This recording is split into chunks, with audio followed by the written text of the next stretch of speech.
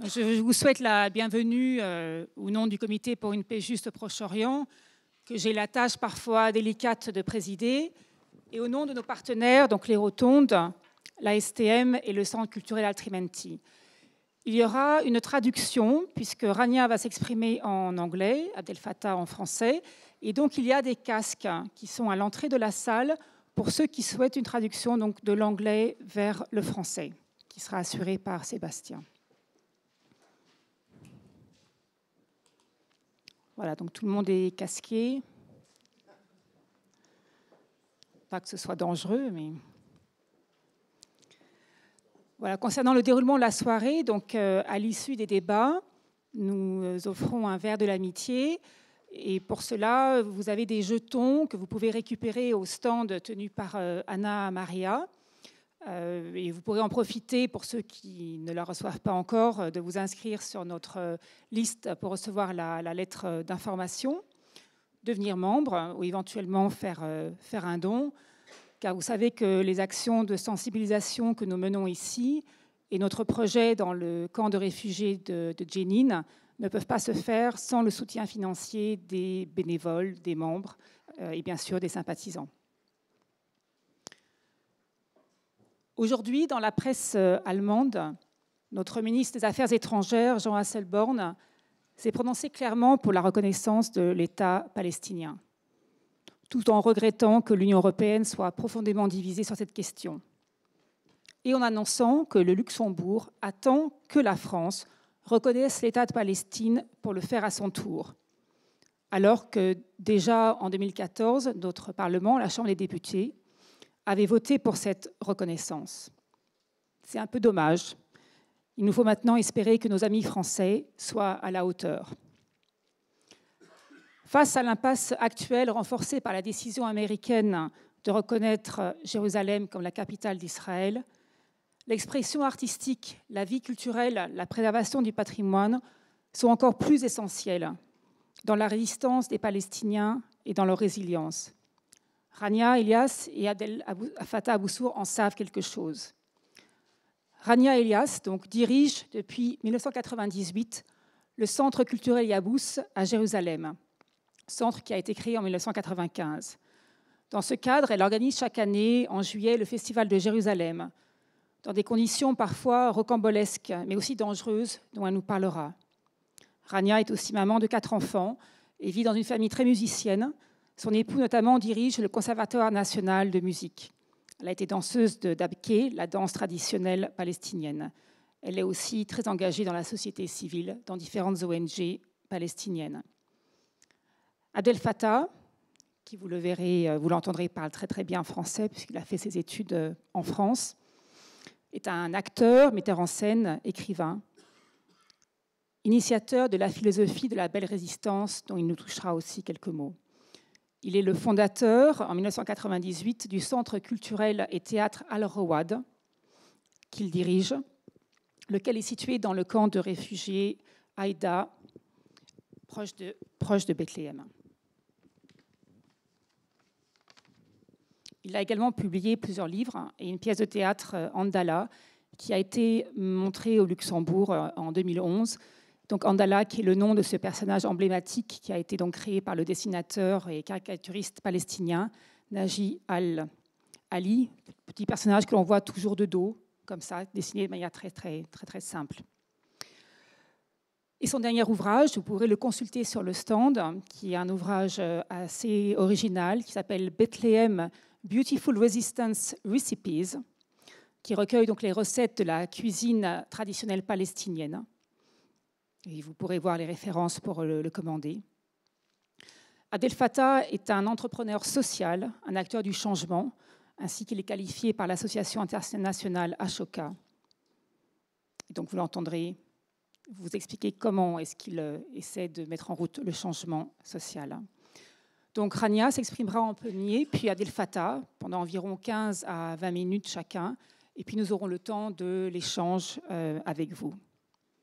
So, Rania, it's up to you now.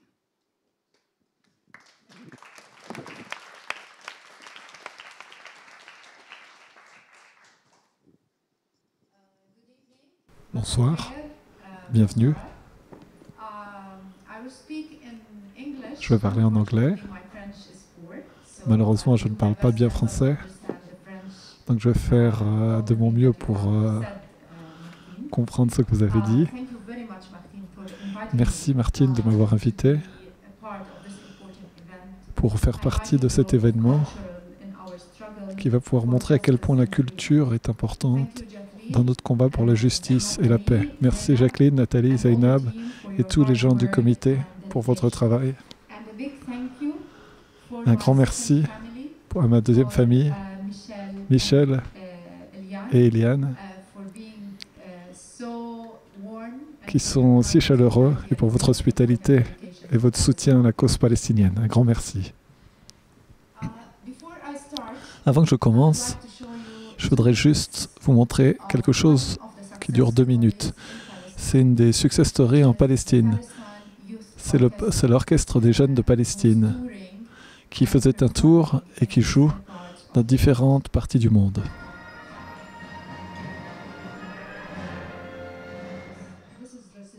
Pour nous, ceci c'est de la résistance en Palestine. Et toutes les success stories de danseurs, de musiciens, de personnes qui tentent de faire vivre de maintenir notre culture palestinienne, notre identité palestinienne est importante. Je vais me concentrer surtout sur la scène culturelle à Jérusalem, car je suis basé à Jérusalem en tant que directeur du centre culturel Yaous. Les conditions politiques de l'État palestinien lors des 2 dernières décennies qui ont été marquées par l'accord de Oslo ont créé une réalité particulière à Jérusalem. Une ville qui a une position particulière en Palestine. Jérusalem est isolée de son environnement naturel palestinien. L'accès est interdit à ceux qui ne vivent pas. Et son caractère est menacé par l'expropriation qui est menée par tous les prétextes. Jérusalem a une histoire ancienne. Aujourd'hui, son histoire, les gens doivent se battre pour leur survie et leur maintien. Surtout après que Donald Trump, le président, a reconnu Jérusalem comme capitale, comme il l'a fait le 6 décembre 2017. La déclaration américaine, c'est une violation flagrante de l'UN et des différentes résolutions internationales, qui a dit que c'était une ville universelle et ouverte. Et même pour ceux qui n'étaient pas d'accord avec les accords d'Oslo. Les Américains,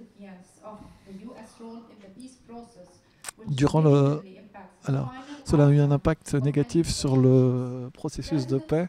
Le président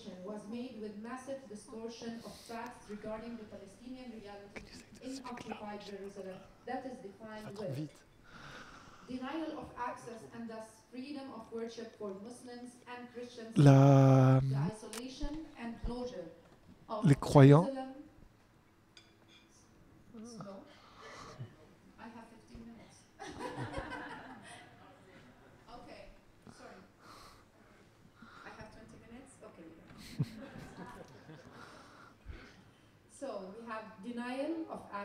on a refusé l'accès d'aller à Jérusalem pour aller prier pour les Palestiniens musulmans et chrétiens, l'isolation de Jérusalem du reste des territoires occupés en Cisjordanie avec des centaines de checkpoints, la Cour internationale de justice qui a condamné le mur de l'apartheid, les procès contre des enfants de 12 ans, la détention administrative,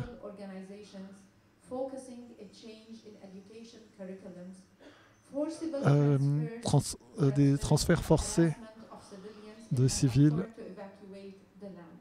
pour évacuer les terrains et les récupérer. Chaque jour, c'est un challenge pour notre existence et notre identité. C'est exactement l'opposé de ce qu'il a déclaré le président américain dans son discours tristement célèbre. Le plan israélien vise à judaïser la ville et tenter d'enlever le maximum de traces arabe et palestinienne. Mais le conflit principal à Jérusalem n'est pas uniquement sur les pierres, pas uniquement dans les rues et dans les allées. Il est important de préserver. Il y a des choses plus cruciales, ce sont les droits de l'homme qu'Israël tente d'enlever, tente de supprimer avec la culture arabe et l'identité palestinienne qui a son d'où la ville tire son héritage et ses racines. L'héritage arabe est retiré par une culture de la consommation.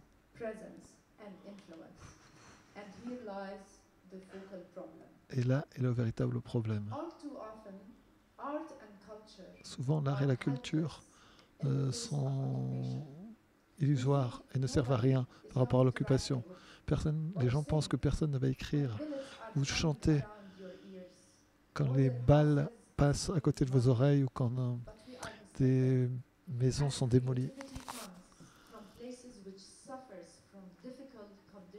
Lorsque nous souffrons de conditions si difficiles de vie, cela nous donne la capacité d'affronter ce qui est très difficile à affronter. Non en l'acceptant, mais en pensant à des voies et à des mécanismes pour savoir vivre avec. Pour cela, des gens créatifs ont créé des alternatives et des résistances lorsque la justice n'est pas rendue. Lorsqu'il n'y a pas de services sociaux, lorsqu'il n'y a pas de possibilité pas de liberté d'expression, les artistes sont les gens qui critiquent le gouvernement. C'est les avocats du gouvernement. Le plus important, ils peuvent créer des espaces pour la liberté d'expression, des endroits où les gens peuvent se sentir sûrs et peuvent voir leur productivité et des résultats tangibles. C'est le rôle de la culture. C'est le rôle de notre centre culturel Yabous à Jérusalem. Et nous allons continuer à jouer ce rôle jusqu'à ce que nous soyons tous libres. L'identité palestinienne a toujours été menacée par l'occupation israélienne de différentes manières. Lorsque vous rencontrez des soldats, la police qui chasse des enfants, qui leur empêche de jouer au football, qui leur empêche de jouer leur danse traditionnelle, vous pouvez être sûr que vous êtes en Palestine. Ils tentent de nous rendre ignorants de nos cultures et de notre héritage, empêchant des artistes de venir en Palestine, refusant des visas à certains artistes, à des intellectuels internationaux pour venir, empêchant certains événements culturels, renommant des rues palestiniennes et fermant des institutions. C'est juste quelques exemples de ce que nous devons faire face. Mais avec une société avec un héritage riche, nous avons été capables de nous exprimer avec notre voix puissante à travers la culture et l'art. Pour nous, la résistance culturelle est menée de différentes façons, comme établir un orchestre national, faire une exposition, rénover un théâtre, organiser un festival, organiser des conférences, des séminaires, des lectures, entraîner les enfants, nos danses traditionnelles comme le dabke, comment se comporter. Organisant un concert en Palestine, ces jours-ci, ce n'est pas facile. C'est très fatigant. Uniquement si vous avez l'espoir qui vous permet de contribuer à vos efforts. C'est une mission quasiment impossible. La situation politique influence nos objectifs, notre présence, et nous empêche de mener une vie normale comme n'importe qui dans ce monde. Notre centre culturel n'a pas pu organiser plusieurs festivals de musique et événements à cause des difficultés d'avoir des artistes qui viennent en Palestine ou à Jérusalem pour jouer. Même des artistes palestiniens qui vivent en Cisjordanie. Je ne sais pas combien d'entre vous ont été en Palestine occupée. Moi, j'ai déjà été à Ramallah, Bethléem ou à Nablus ou à Gaza, si vous avez déjà été là. Les villes autour de Jérusalem, comme Ramallah ou Jénine ou Gaza, qui sont à quelques dizaines de kilomètres de... Les gens de ces villes ne peuvent pas venir et vice-versa. La plupart des villes sont sous siège, particulièrement Jérusalem et Gaza. L'occupation israélienne empêche les artistes internationaux de venir pour des événements culturels en Palestine. En 2008, c'est la 60e anniversaire de la Nakba, le départ des Palestiniens. Donc cette déportation de masse de leur ville et de leur village. Ce genre d'événement, nous voulons organiser le Festival de Jérusalem pour la liberté. Nous avons invité un groupe du Chili, un des artistes est de Cuba. Et il n'a pas pu venir. Il a été arrêté pour plus de 24 heures à l'aéroport de Ben Gurion à Tel Aviv avant d'être déporté avec le premier avion vers la France. Lorsque les forces armées israéliennes sont venues en 2002 à Ramallah, ont réoccupé, plusieurs centres culturels ont été occupés, dont le centre de le conservatoire de musique, le centre de paix et le centre d'art populaire de Ramallah. La plupart des portes ont été ouvertes avec des explosifs. Cela a causé des dommages importants. Ils ont cassé à peu près tout à l'intérieur. Et donc ces centres culturels ont perdu des instruments et des CD de musique, etc., etc. Un enseignant au conservatoire a été arrêté et a été utilisé comme un bouclier humain par les forces d'occupation israéliennes. Et par la suite a été relâché. Et on lui a demandé de quitter Ramallah et de quitter la Palestine. Et aujourd'hui, il vit en Suède, à l'heure actuelle. Massacre à Gaza en 2008. Des écoles de l'ONU ont été bombardées, tout comme l'école de musique à Jérusalem, où des centaines de civils ont été tués après qu'un missile a explosé à l'extérieur de l'école et que des gens cherchaient des refuges alors que l'offensive israélienne continuait. Ils n'ont pas eu. Des musiciens n'ont pas pu être remplacés. Je pense que la culture et l'innovation sont une partie essentielle de la culture palestinienne. Le vrai challenge pour nous, c'est de transformer la culture et l'art comme une réalité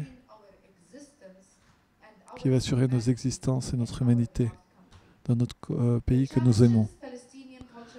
Le défi pour les institutions culturelles palestiniennes à Palestine et à Jérusalem en particulier sont les suivants.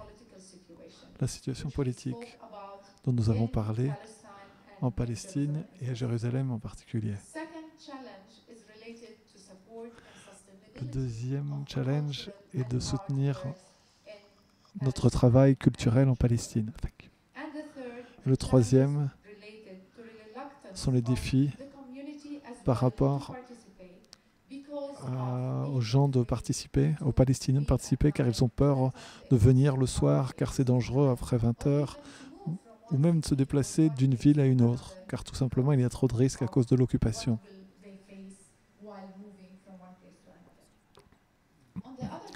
De l'autre côté, la popularité de la dabke et les autres formes d'art populaire palestinien a grandi d'une manière très importante, notamment au sein des Jérusalemites et en Palestine.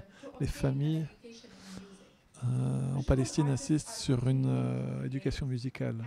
Des artistes visuels font des ateliers artistiques avec des élèves très attentifs.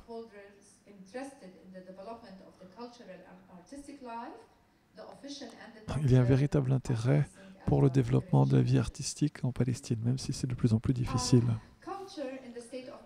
La culture en Palestine se porte bien tant que des poètes, des écrivains, des intellectuels dans des disciplines différentes sont actifs, tant que des producteurs et des créateurs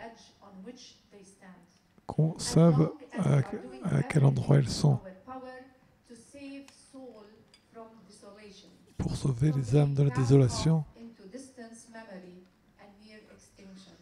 pour sauver notre mémoire, tant que nous soyons assez intelligents pour pour préserver les valeurs humaines, de la beauté et de l'art. La culture en Palestine se sentira bien car nous chercherons d'autres moyens pour préserver notre héritage culturel, pour exercer notre droit à écrire et à travailler en culture. Nous continuerons à nous battre pour la liberté, pour la légitimité de nos aspirations, même si l'occupation existe. La culture en Palestine est bien, car nous avons des grandes histoires de succès et nous pouvons poursuivre nos activités. Par exemple, en Palestine et à Jérusalem, nous avons 4 festivals annuels. Nous avons 2 festivals de danse et un autre de folklore. Nous avons un conservateur avec plus de 500 étudiants. Nous avons des productions importantes dans la littérature, en cinéma, etc. Il y a des centaines de pièces qui sont jouées chaque année et nous avons des institutions culturelles importantes qui fonctionnent à Jérusalem. Nous avons des musées, nous avons des groupes de danse, nous avons de nombreux artistes.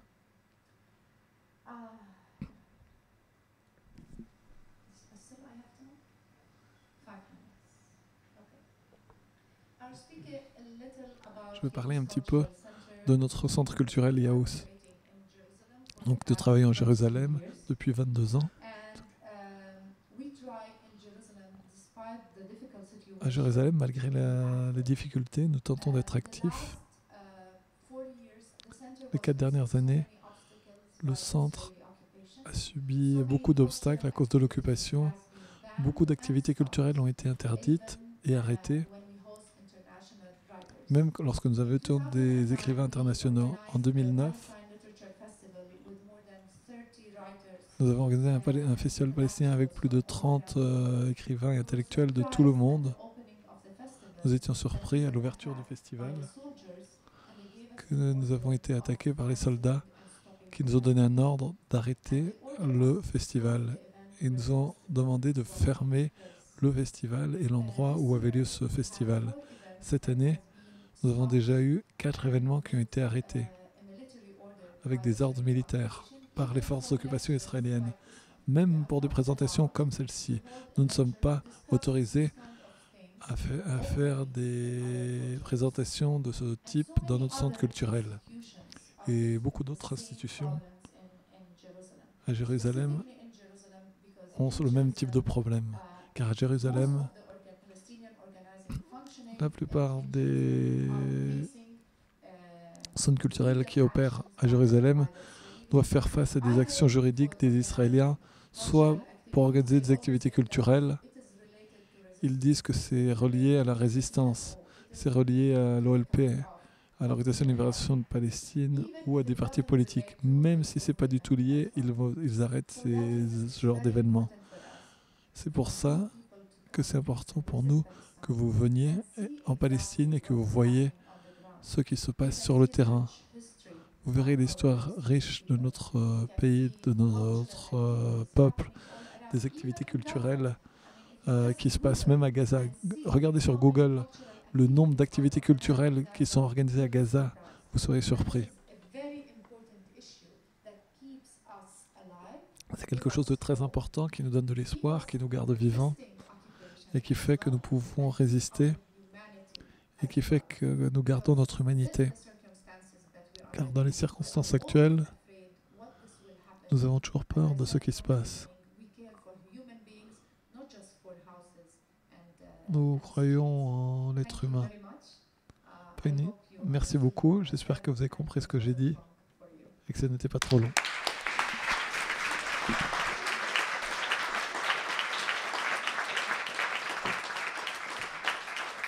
Bonsoir à tous. Merci d'être venus dans cette chaleur luxembourgeoise. Ça chauffe le cœur quand même, d'avoir des gens si nombreux. Je vais commencer avec le film aussi, et après je vais vous parler de un peu compléter ce qu'a fait Rania et parler plus de aussi le concept et la philosophie de Belle Résistance.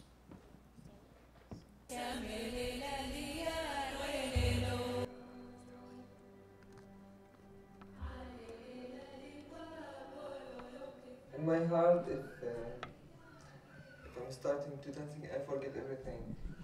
Lorsque je danse, j'oublie tout. Je pense uniquement. Je pense comment les gens peuvent danser et tout faire en même temps.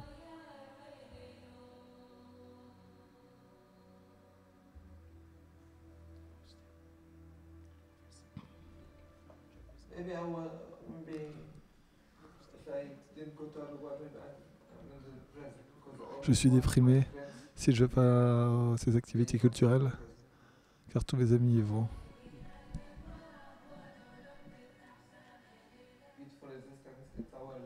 La Belle Résistance, c'est notre logo. Si vous prenez ce logo et que vous travaillez en dessous, vous pouvez sauver votre vie, vous pouvez vous protéger votre corps, et personne ne peut vous toucher. Et vous pouvez dire ce que vous voulez.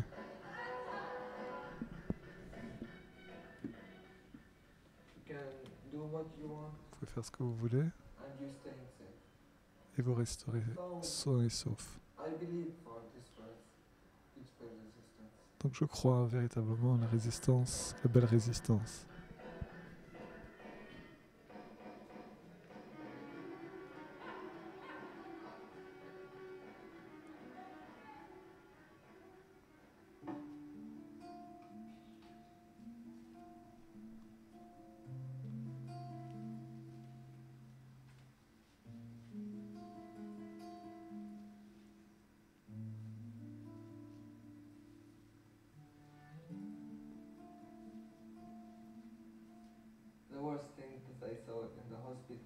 La pire chose que j'ai vue à l'hôpital lors de la dernière guerre contre Gaza, c'est que nous avions un véritable problème. Car il y avait des blessures très graves.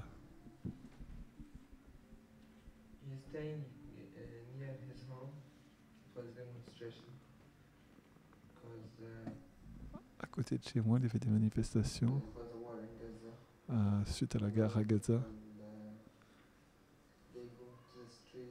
Et les gens allaient dans la rue contre l'occupation israélienne. De nombreuses personnes ont été tuées à Gaza. Donc les gens regardaient ce qui se passait dans la rue. Les soldats israéliens l'ont tiré au niveau des épaules et l'ont laissé dans la rue sans personne qui puisse le secourir. Ils n'ont pas laissé l'ambulance venir pour le sauver et l'amener à l'hôpital. Lorsqu'il est arrivé à l'hôpital, il n'avait pas assez d'oxygène et son corps est arrivé sans rien.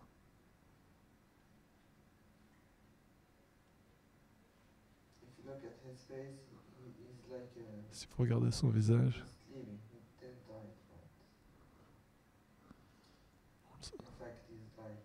On voit qu'il va mourir. D'ailleurs, il est mort. This day I will not forget. Je n'oublierai jamais ce jour-là.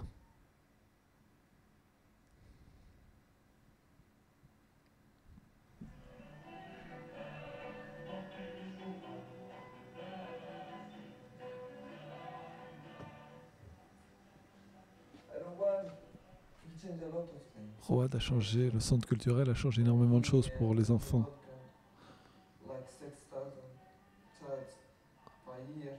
Plus de 6000 enfants chaque année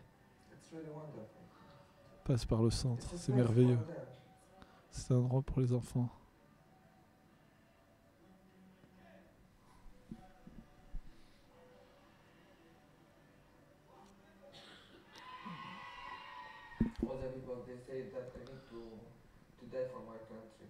Les gens disent que nous devons mourir pour notre pays, mais je ne veux pas mourir pour mon pays. Je veux vivre pour mon pays. Mon pays a besoin de moi. Il a besoin de moi vivant, car si je meurs, qui va le construire?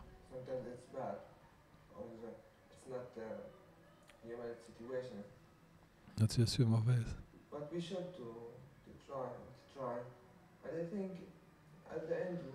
Mais nous devons essayer, d'une manière ou d'une autre, nous y arriverons à vivre.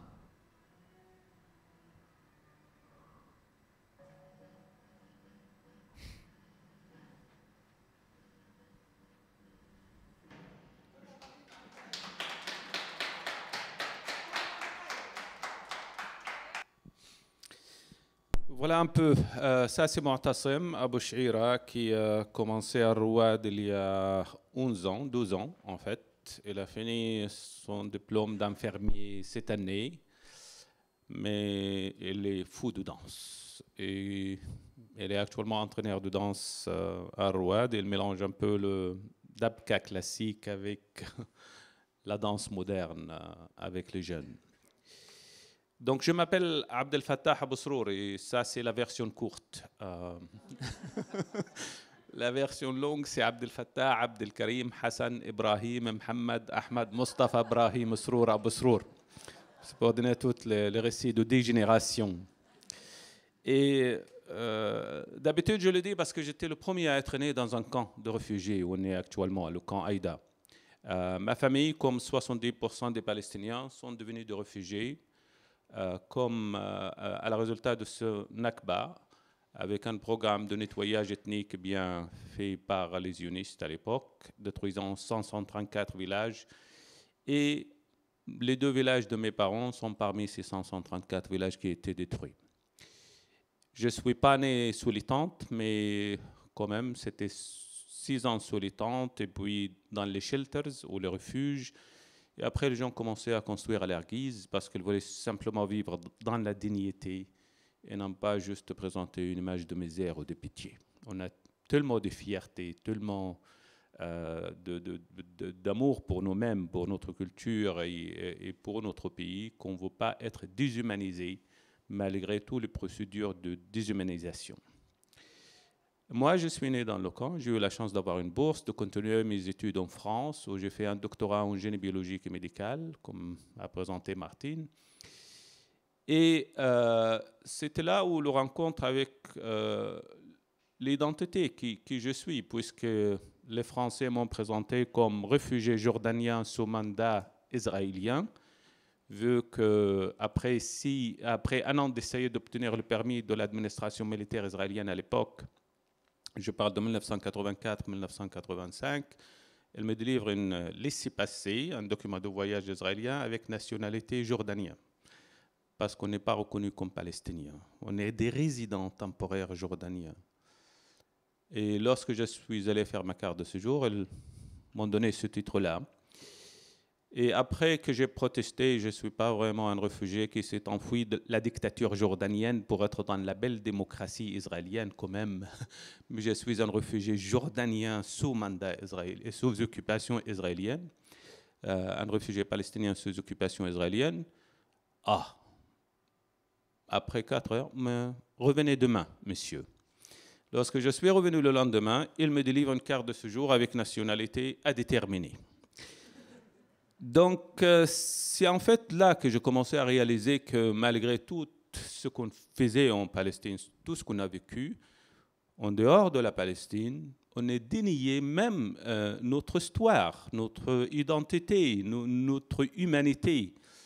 Et la question qui se posait, comment faire que les gens sachent qui sont les Palestiniens? Comment montrer cette autre image de la Palestine qui n'est pas montrée dans les médias et qui est l'image réelle qui sommes nous?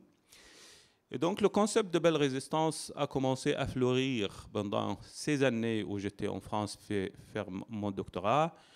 Et mon cœur était avec le théâtre, avec la peinture, avec la photo. Donc c'était en parallèle de formation artistique et académique. Rentrant en Palestine après 9 ans en France en 1994, pensant que la Palestine n'attendait que moi pour la sauver. Alors vous voyez combien je suis modeste. J'ai commencé à travailler avec mon diplôme de biologiste pour gagner ma vie, à m'apporter bénévole pour faire le théâtre, la peinture. Et en 1998, j'ai fondé le centre Ar-Rouad avec un groupe d'amis, avec cette philosophie belle résistance. C'est pas pour dire qu'il y a de belles et de moches ou laide résistance. La résistance est belle.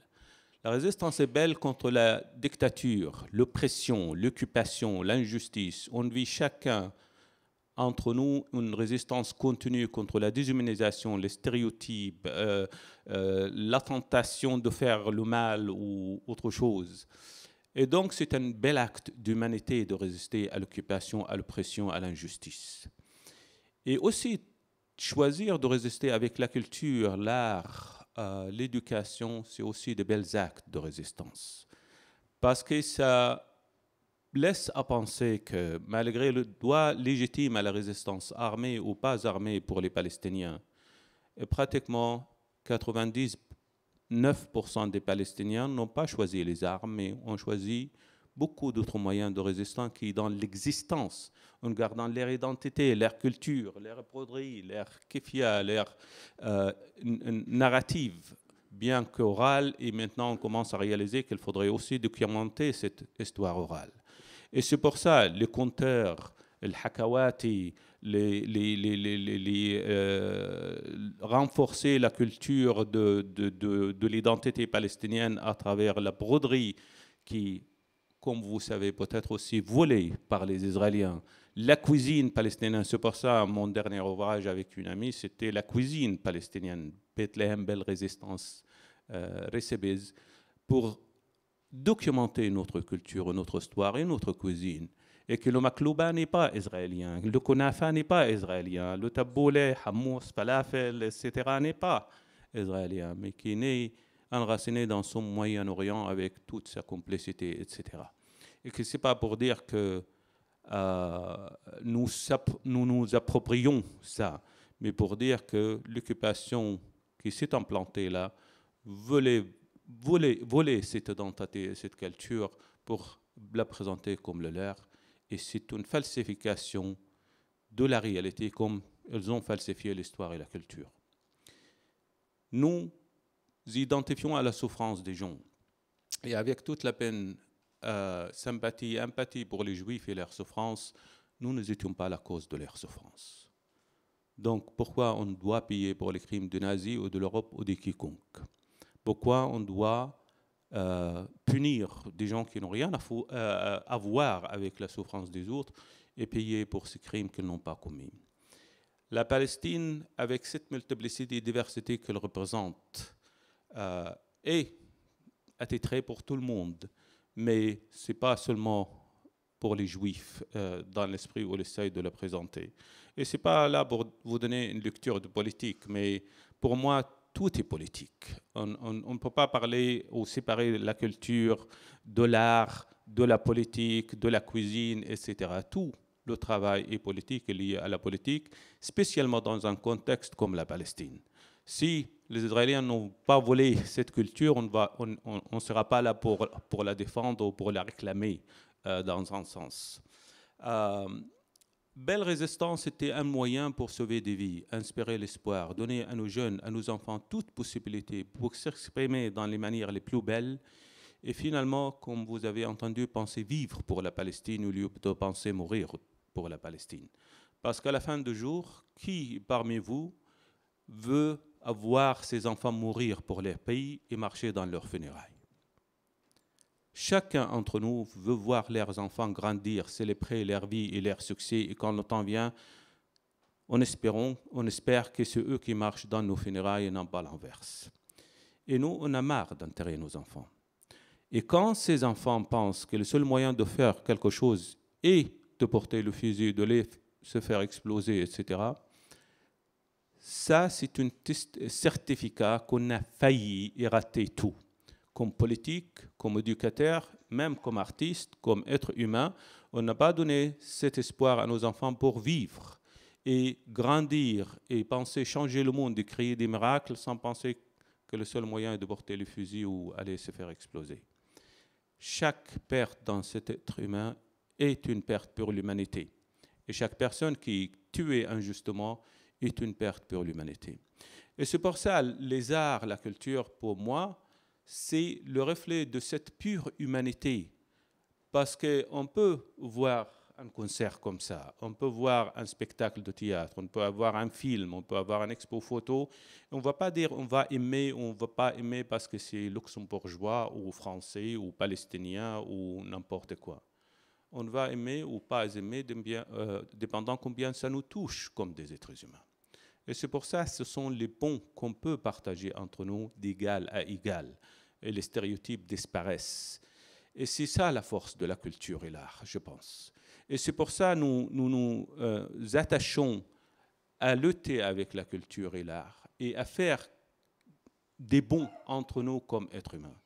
Les festivals qu'on fait, les activités qu'on essaye de partager avec les autres, les partenariats qu'on crée avec des groupes en Europe, aux États-Unis et dans d'autres pays, n'ont rien à voir avec la politique de ce pays, mais de créer ce pont, ce pont entre nous comme des êtres humains, comme acteurs de changement, comme artistes, parce que c'est un langage que tout le monde comprend et qui, j'espère, peut aider à changer le monde. Parce qu'à la fin du jour, chacun est important et chacun est un acteur de changement. Et personne n'a le droit de dire « je ne peux rien faire » ou « c'est très compliqué » ou « c'est désespérant ». J'ai dit tout simplement, on n'a pas ce luxe de désespoir. Et donc, on ne va pas attendre que les miracles arrivent parce qu'elles ne vont pas arriver tout seuls. Il faudrait les provoquer.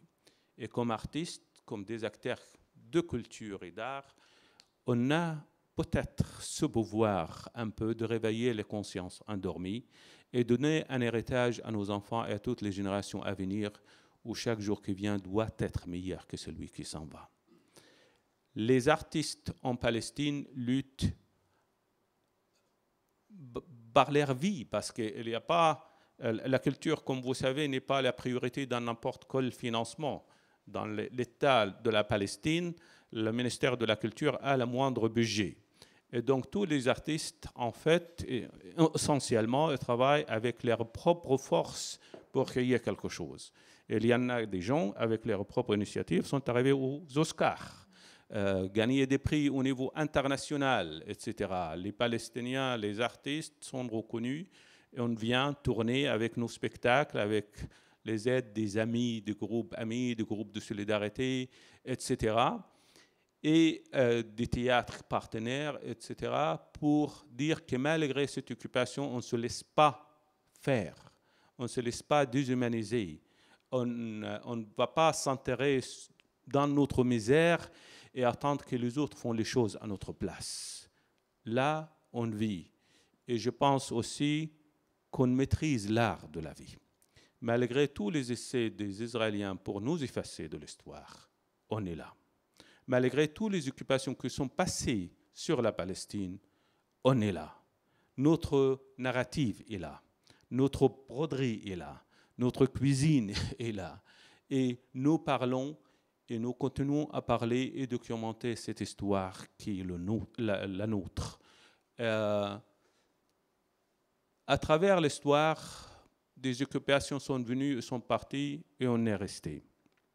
Mais on n'a pas utilisé notre souffrance pour aller faire chanter tout le monde qui ont fait que cette souffrance continue jusqu'à aujourd'hui. On n'était pas allé crier contre tous les Américains malgré l'idiotie de leur président et ce qu'elle représente On ne va pas crier contre tous les Anglais et les Français, malgré les conspirations et les accords de Sykes-Picot qui ont coupé le Moyen-Orient en morceaux. Et malgré cet effort continu qui a commencé en 1917 avec la déclaration de M. Cambon le 4 juin 1917, qui était le ministre des Affaires étrangères français, ou après le 2 novembre, M. Arthur Balfour, qui a fait aussi cette fameuse déclaration, etc. Et tout le monde essaye de nous dicter ce qu'il faut faire. Tout le monde sait mieux que nous ce qu'on a besoin.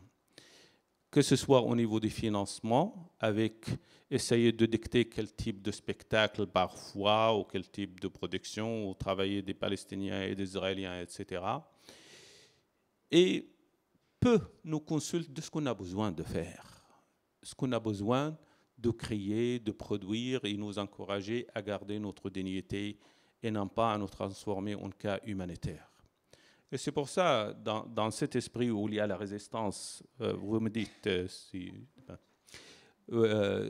si on continue à garder cette culture et cette identité malgré les financements, avec l'argent, sans l'argent, on va travailler.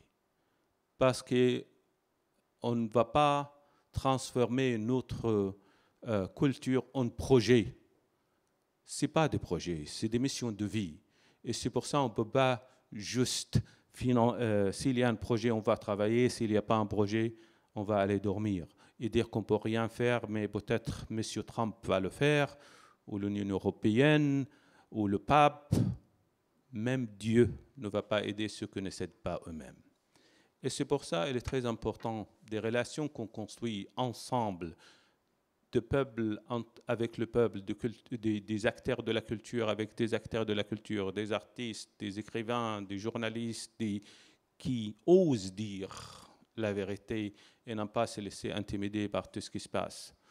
Belle résistance, je pense, s'applique à tout le monde. Quand on a tourné avec nos spectacles aux États-Unis, en France, en Belgique, etc., et même Luxembourg aussi, et Suède, Danemark, on a vu des possibilités de faire des échanges et des ateliers avec d'autres jeunes. Et une particulière, c'était aux États-Unis, avec des Afro-Américains, à Louisville, Kentucky. Et lorsque nos enfants ont fait ces ateliers, les enfants américains ont dit, on se complaint qu'on ne peut rien faire et vous vivez sous occupation dans un camp de réfugiés et vous venez tourner dans les États-Unis. Pourquoi on ne fait pas ça chez nous? Nos enfants, on regardait l'endroit où ils vivaient, ces Afro-Américains. Ils ont dit qu'ils sont plus pauvres que nous. La souffrance et l'injustice dans laquelle nous vivons ne nous a pas aveuglés, ne nous a pas aveuglés pour ne pas voir d'autres injustices dans le monde. Même dans le pays le plus riche et le plus grand, l'injustice continue jusqu'à ce jour-ci. Et chaque injustice nous concerne comme des êtres humains. Je vais finir avec ce qui identifie cette résistance qu'on fait. Et pour certains, elles m'ont entendu le dire, c'est Cyrano de Bergerac, lorsqu'elle dit « Et que faudrait-elle faire? Chercher un protecteur puissant, prendre un patron, et comme un lierre obscur qui se convient un tronc, et s'en fait un tuteur en lui léchant l'écorce, grimper par ruse au lieu de se lever par force, non, merci. Dédier comme tous le font des vers aux financiers, se changer en bouffon dans l'espoir vil de voir aux lèvres d'un ministre naître un sourire enfin qui ne soit pas sinistre, non, merci. Déjeuner chaque jour d'un crapaud, avoir un ventre usé par la marche, une peau qui plus vite à l'endroit de genou devient sale, exécuter de tours de souplesse dorsale, non, merci. Calculer, avoir peur, être blême, préférer faire une visite qu'un poème, rédiger, déplacer, se faire représenter, non, merci, non, merci, non, merci. Mais chanter, rêver, rire, passer, être seul, être libre, avoir l'œil qui regarde bien, la voix qui vibre, mettre quand il vous plaît son feutre de travers, pour un oui, pour un non, se battre ou faire un vers. Lors même qu'on n'est pas le chêne ou le tilleul, n'est pas monté bien haut peut-être, mais tout seul. Et c'est pour ça qu'on garde ce flambeau. Et on va continuer parce qu'on on a un engagement envers nos enfants, vos enfants, pour faire que chaque jour qui vient doit être meilleur que celui qui s'en va. On ne veut pas attendre que les miracles arrivent, on les provoque et j'espère que vous continuez à les provoquer avec nous. Merci à tous ceux qui nous ont organisé cette soirée et cette invitation à Rania et à moi. Merci au comité pour une paix juste au Proche-Orient. Michel, Hélène pour leur accueil, Martine, Nathalie, Zeynab, Jacqueline et tous ses amis, nos partenaires, l'Action Solidarité Tiers-Monde, qui sont partenaires avec nous depuis 2011 et qui, encore une fois, essaient que l'éducation soit amusante et non pas juste un dictat et mémorisation, mais que les enfants voient une possibilité dans la créativité et l'imagination et non pas juste être transformés en robots. Merci aussi à vous d'être venus dans cette soirée un peu surgelée, mais encore une fois, le cœur qui chauffe. Parfois, on parle beaucoup de pays froids, mais la chaleur de cœur qu'on rencontre ici et ailleurs fait qu'on ne perd pas d'espoir. Merci à vous tous.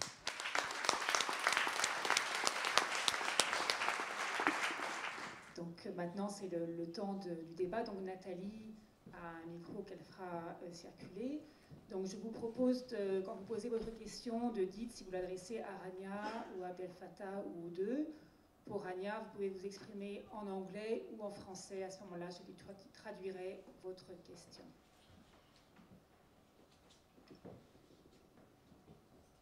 Je propose aussi qu'on prenne peut-être 2 ou 3 questions en même temps. So we take 2 or 3 questions at the same time and then you can answer.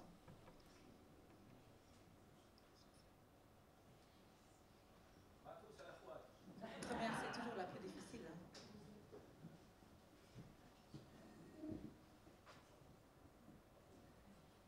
So maybe I can just ask you, Rania, because we talked together yesterday about also your relation. Donc Rania, je voudrais savoir comment faites-vous avec les services secrets, avec les militaires israéliens lorsqu'on vous pose des questions?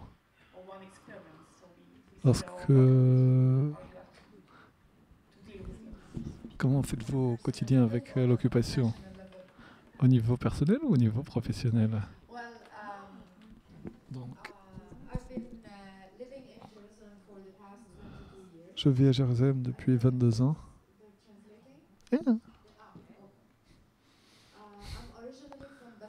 Je suis originaire de Bethléem et j'ai une carte d'identité palestinienne et mon mari est de Jérusalem. Donc je ne sais pas si vous connaissez combien nous avons de cartes d'identité en Palestine, car nous avons différentes cartes d'identité en Palestine. Nous avons les Palestiniens qui sont restés en 1948 sur leur terre, qui ont été obligés d'avoir un passeport israélien. Nous avons les Palestiniens en Cisjordanie comme moi, qui ont une carte d'identité palestinienne. Nous avons les Palestiniens qui vivent à Jérusalem, qui ont un troisième type de carte d'identité, c'est une carte d'identité bleue. C'est une carte de résident de Jérusalem. Et nous avons bien sûr les Palestiniens réfugiés dans le monde entier et à Gaza. Donc, pour vivre à Jérusalem, je dois avoir un permis spécial pour vivre avec mon mari à Jérusalem. Donc l'histoire a débuté en 1948. Et ils ont obligé les gens qui vivaient à Jérusalem d'avoir un permis spécial pour travailler, vivre, manger.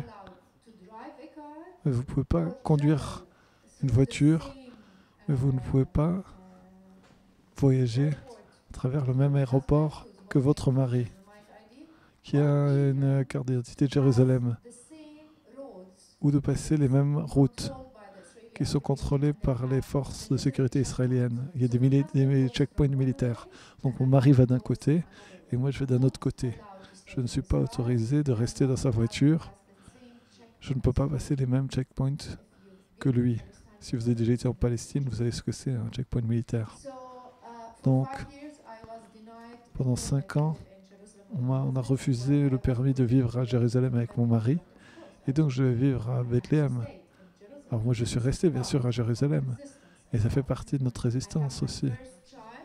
J'ai eu mon premier enfant. Et pendant 2 ans, ils ont refusé d'enregistrer leurs enfants sur la carte de mon mari, parce qu'on a ce problème de réunification familiale.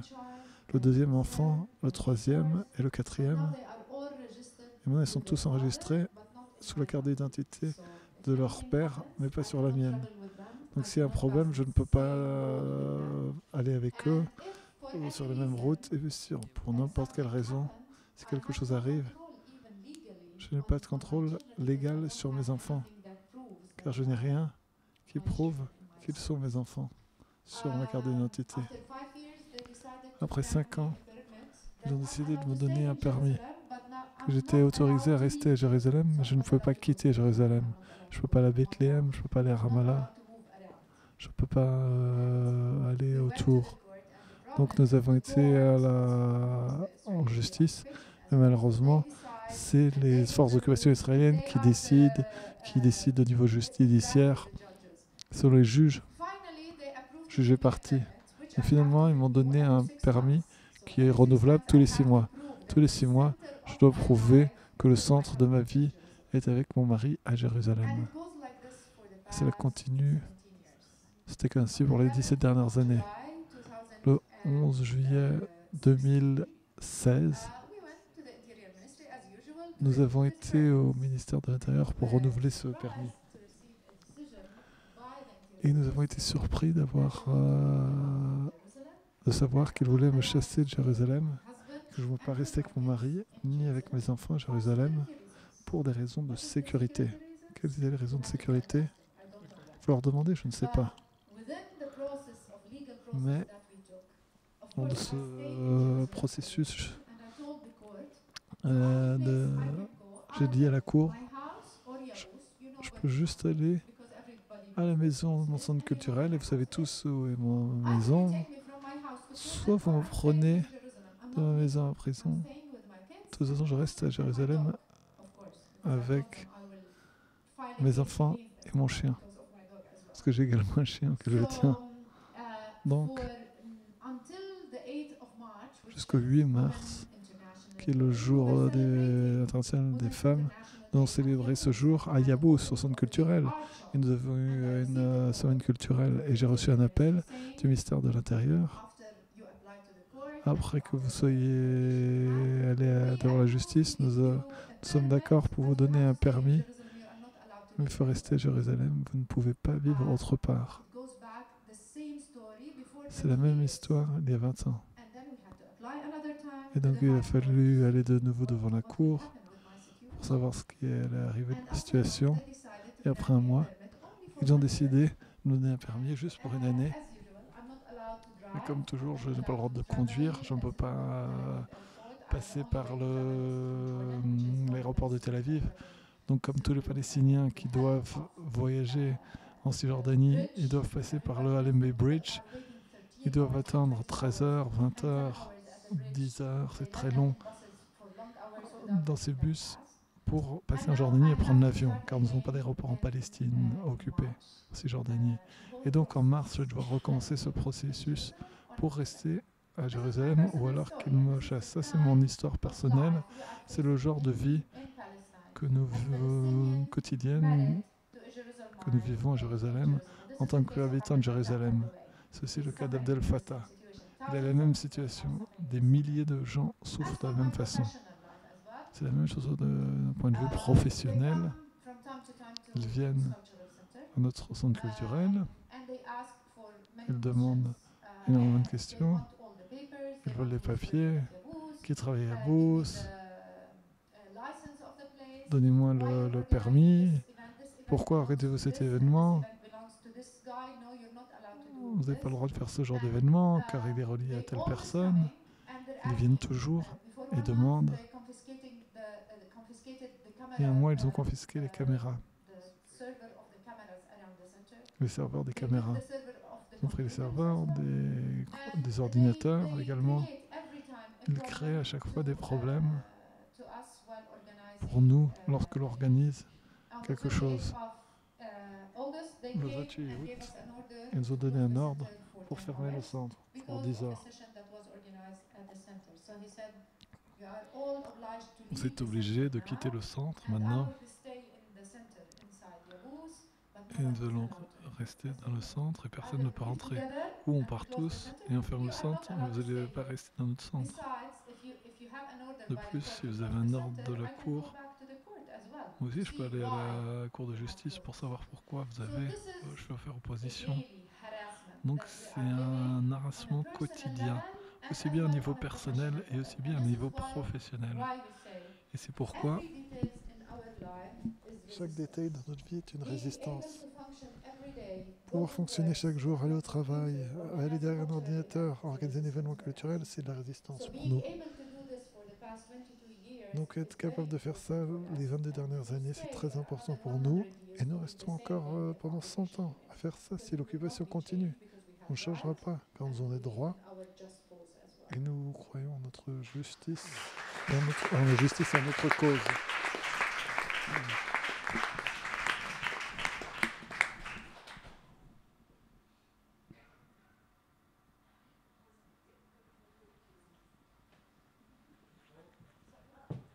Attendez le micro, s'il vous plaît. Hello, I had two questions actually for both of you. J'ai deux questions qui est liée. Est-ce que vous avez plus d'ennui par rapport à ce que vous faites par rapport à la culture? Si vous aviez un travail plus classique, vous auriez moins de problèmes. La deuxième question, est-ce qu'il y a des échanges avec des artistes israéliens?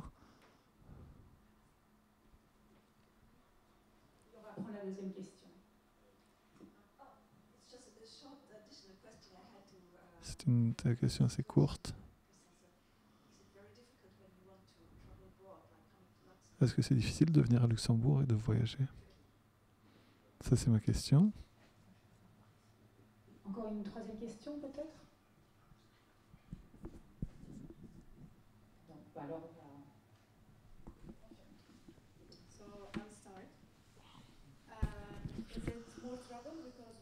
Alors, oui, nous avons plus de problèmes en travaillant dans la culture. Tous les secteurs ont des problèmes.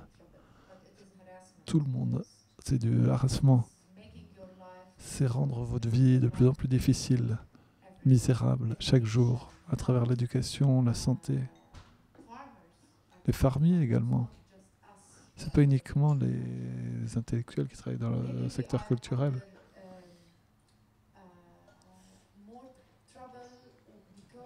Peut-être que nous avons plus de troubles, car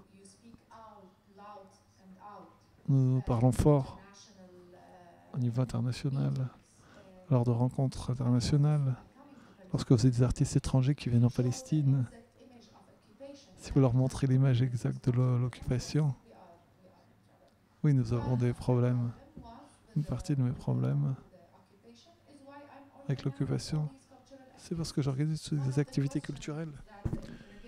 Une des questions que l'on me pose, quel genre de musique passez-vous? Quel genre de groupe de musique viennent? Qui viennent dans votre centre? Quel type de danseurs viennent? Cela fait partie du harcèlement quotidien. Harcèlement, pardon, quotidien. La dernière chose, oui, bien sûr, nous avons des difficultés à voyager. C'est très compliqué.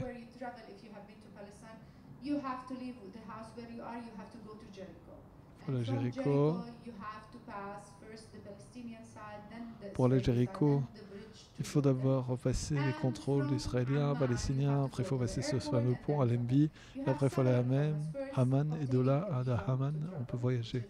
Donc obtenir un visa, c'est difficile, ça coûte très cher, voyager coûte très cher. Les gens ne peuvent pas se payer ce genre de voyage. Si vous regardez les différents sites sur Internet, difficulté de passer ce pont, le pont Al-Enbi, entre Jéricho et la Jordanie. Des gens, hier j'ai lu, ont été arrêtés pendant 13 heures, sans nourriture, ils ne pouvaient pas aller aux toilettes. Il n'y avait plus de batterie à leur téléphone, il y avait des malades, des enfants. Donc le harcèlement même pour passer ce pont, ou pour revenir ou quitter la Palestine est extrêmement difficile. Et donc c'est toujours difficile pour nous de voyager. Mais nous le faisons tout de même, car pour nous c'est important de nous connecter et d'être en contact avec des gens avec vous et présenter nos événements culturels à l'extérieur. I guess being under occupation is Oh, you can already... speak French. Pardon, ah oui. Je pense... Je pense être sous occupation est déjà un problème par elle-même, qui ne fait pas qu'il y a un contexte normal de vie, qu'il y a des gens qui sont déprivés d'avoir de troubles à part ça. Mais c'est sûrement les gens qui travaillent à voix ouverte et à ciel ouvert, qui veulent dénuder l'occupation et sa violence, etc. Elles sont bien sûr ciblées par tout ce que l'occupation fait. Mais n'importe quelle personne, un mariage entre quelqu'un de Jérusalem et quelqu'un de Bethléem fait que c'est une affaire d'État et qu'il faudrait avoir un permis et il faudrait être fort pour continuer cette relation qui est sujet à être cassée par des ordres militaires israéliens. Donc quand on choisit sa bien-aimée, parfois c'est aussi un acte de résistance contre ce défi de réunion familiale, etc. Quand on choisit quelqu'un, si je suis tombé avec une luxembourgeoise, alors ça sera aussi un défi si les Israéliens la permettent de rentrer ou pas en Palestine et qu'on puisse vivre ensemble, etc. Mais comme on aime défier l'occupation et l'oppression, donc c'est un acte de résistance de se marier entre nous comme Palestiniens, entre Gaza et la Cisjordanie, et la Palestine 48 et Jérusalem, etc. C'est pas pour dire qu'on aime se torturer l'esprit, mais c'est pas accepter les faits accomplis par l'occupation. Et donc oui, c'est difficile pour tous les Palestiniens en fait qui essayent de trouver une relation normale, une vie normale dans ce sens-là. Mais quand on travaille avec la culture est dangereuse, l'art est dangereux. Les artistes, peintres, chanteurs, musiciens, etc., on rencontre beaucoup de défis pour diffuser leur art, pour tourner même au niveau de la Cisjordanie, d'une ville palestinienne à l'autre, à travers ce checkpoint. Probablement, vous savez qu'il y avait des artistes que les Israéliens ont demandé qu'ils sortent leurs violons, etc. Ils jouent la musique sur le checkpoint pour voir que c'est vraiment un artiste, ou juste pour l'humiliation, ou juste pour dire que ce n'est pas un fusil qu'il cache dans la boîte de violon, etc. Les centres culturels sont attaqués fréquemment. Arwad, au moins, a été attaqué 3 fois, pas seulement parce qu'on fait quelque chose. Parfois, ils ont cassé les ordinateurs, vidé la peinture un peu partout, cassé les caméras. Parfois, ils ont cassé les portes pour juste occuper le toit, pour avoir un contrôle sur tout ce qui se passe autour. Et donc, il y a une confusion totale, il y a une incertitude totale. Pourquoi on est ciblé? Quand on voyage, parfois on est mis à attendre pendant des heures, parfois on est interrogé, parfois on n'est pas demandé une seule question, et après on est laissé partir. Et donc, chaque voyage est une aventure pour savoir si on peut passer ou pas passer, si on va être permis de traverser ou pas permis de traverser. Le voyage aussi, c'est dans cet esprit-là. On ne sait pas. On fait tout le nécessaire, on fait comme si l'occupation n'existe pas.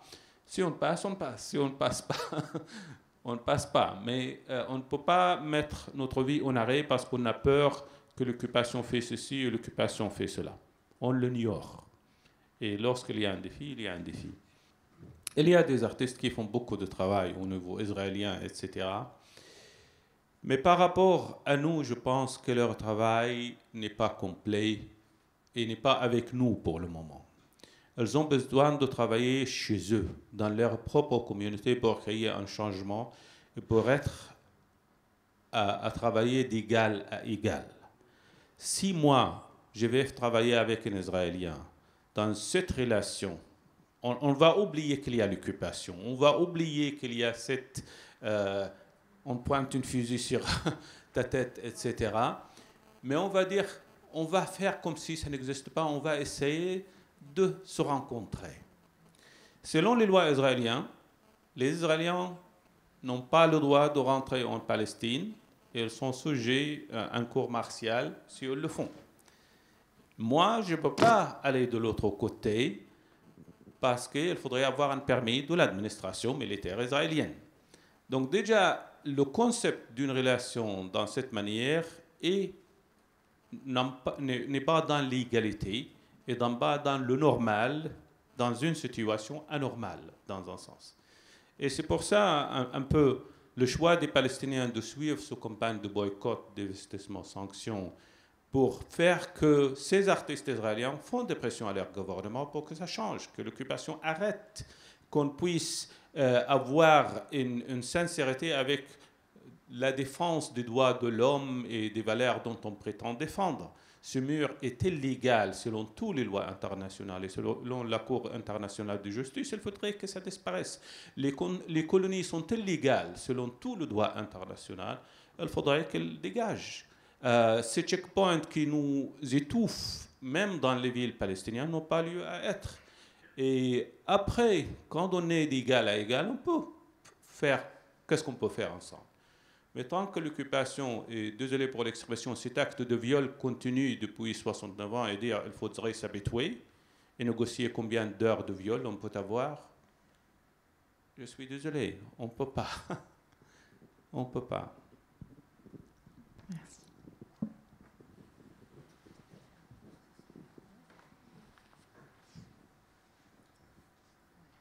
J'ai une question pour vos deux organisations. Vous êtes à Jérusalem, vous êtes à Bethléem.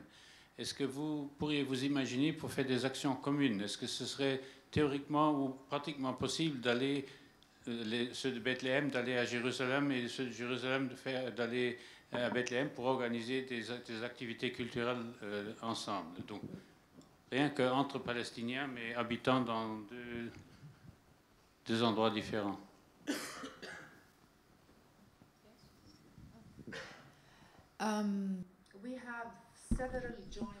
Nous avons différents projets en commun entre les Palestiniens dans des villes différentes en Palestine. Nous avons des projets avec des artistes à Jérusalem, avec des artistes à Ramallah. Nous avons des projets avec des artistes à Gaza. Nous avons des projets avec Hébron et Bethléem. Oui, nous avons différents projets en commun entre différents artistes, différents centres culturels, et cela en général, entre différentes institutions. Même s'il est difficile de bouger d'un endroit à l'autre,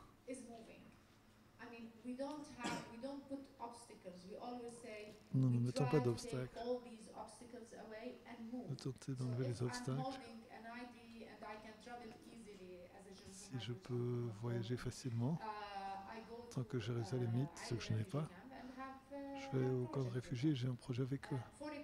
Par exemple, notre festival de Jérusalem que nous organisons chaque été, nous avons des activités qui sont déplacées à Ramallah, à Bethléem, à Hébron, délocalisées. Donc, lorsque nous avons un artiste qui vient à Jérusalem, ils vont dans des centres culturels différents également.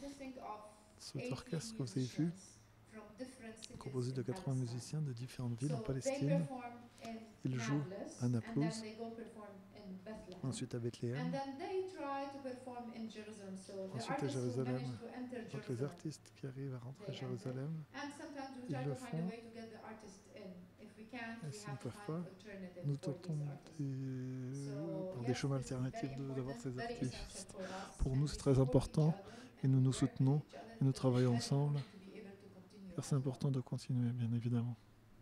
Oui, Oui, je pense dans cette même démarche. En général, ceux qui ont la carte d'identité de Jérusalem ou de Palestine 48 ont plus de facilité, malgré l'interdiction israélienne, d'aller contre et rentrer en Cisjordanie. Et donc, pour nous, la vie ne s'arrête pas selon les ordres militaires. Et c'est ça aussi le sens de résistance que, malgré la pantustanisation et les ségrégations de villes palestiniennes par les checkpoints, etc., on a toujours essayé et parfois, beaucoup de fois, réussi à avoir des alternatives, des tours, des routes alternatives, contourner le checkpoint et passer d'un moyen à l'autre, les uns vers les autres. Et essentiellement, oui, Jérusalem est étouffée complètement. Et donc, il est plus difficile que les artistes vont vers Jérusalem.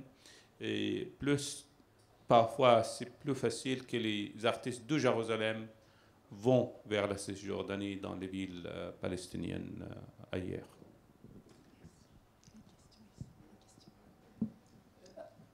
Micro, un instant. Est-ce que vous pouvez bien travailler avec les Palestiniens qui vivent dans l'État d'Israël, pas en Palestine? Oui, c'est dans la même démarche. Donc, il y a plus de facilité pour les Palestiniens qui ont la nationalité israélienne ou la carte d'identité israélienne de passer vers nous. Et parfois, si on a la chance d'avoir un permis de l'administration militaire israélienne dans certains cadres, donc il y a la visite envers eux. Mais en général, c'est plus eux qui viennent vers la Cisjordanie que l'inverse. Et ça, c'est une relation qu'on essaye de maintenir parce que beaucoup de fois, les Israéliens ont essayé de ségréguer les Palestiniens et les catégoriser selon l'endroit où ils habitent, etc. Et parfois même ségréguer musulmans et chrétiens et autres. Et donc les Palestiniens ont résisté à cette ségrégation pas naturelle dans un sens parce que on est palestinien, peu importe où on vit, et le narratif est le même, l'histoire est le même, l'occupation est le même, malgré qu'on a la nationalité israélienne ou pas, on ne se sent pas chez nous. Ceux qui ont le passeport israélien aussi sont identifiés comme israéliens de nationalité par l'occupation israélienne, etc. Et ça, c'est encore une fois dans la résistance continue des Palestiniens contre cet effacement de leur origine, de leur culture, de leur histoire commune. Just one thing to add that there is Juste une chose que je dois expliquer, c'est quelque chose de très controversé pour les Palestiniens de 1948. Un nombre important de chanteurs, de groupes de musique, des réalisateurs. Abou Assad, par exemple, qui a été à Cannes, qui a été aux Oscars, ont fait un travail incroyable, aussi bien en Palestine qu'à l'extérieur de la Palestine. Il y a une grande coopération entre mon centre culturel, avec de nombreux artistes de Nazareth, de Haïfa, Akka. Et donc nous avons des activités jointes avec eux. Nous sommes toujours heureux d'avoir des groupes, des Palestiniens de 1948. Et ils enseignent également dans les écoles. Oui,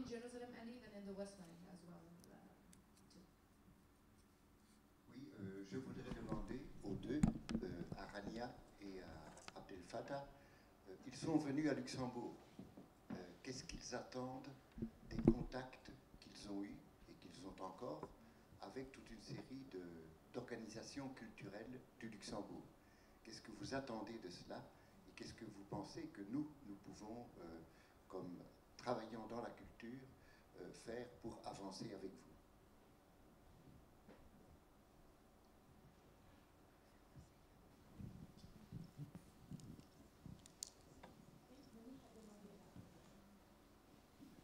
Moi, je voulais demander à Abdel Fattah si tu pouvais nous donner un petit peu plus de détails sur le Sant Al Arouad, ce qu'il fait. On a vu là de la danse, mais je sais qu'il y a beaucoup d'autres choses, donc si tu peux en dire un petit peu plus.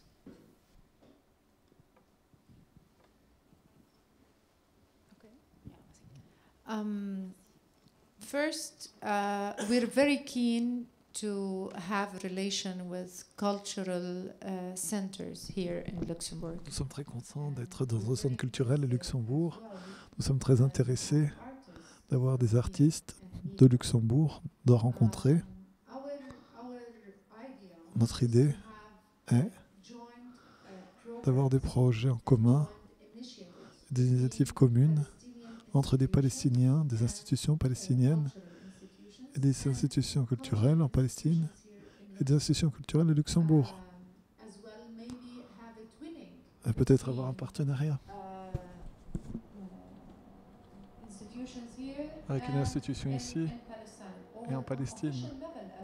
Ici, au niveau officiel, nous avons des exemples. Par exemple, en Île-de-France, un partenaire avec Jérusalem au niveau culturel. Nous avons des échanges avec des orchestres, avec des programmes de cinéma, avec du soutien technique, avec des ateliers, etc. Donc un partenariat peut être quelque chose. Les activités jointes aussi peuvent être autre chose.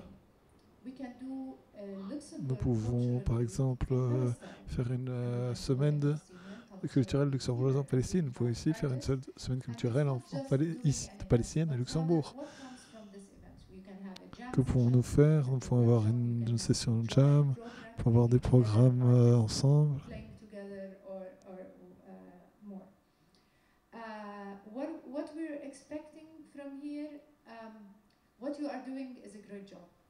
Ce que vous faites ici, c'est un travail incroyable. Pour nous, avoir des gens comme vous qui veulent dédier leur temps, leur vie et leur énergie pour soutenir la cause palestinienne, c'est très important.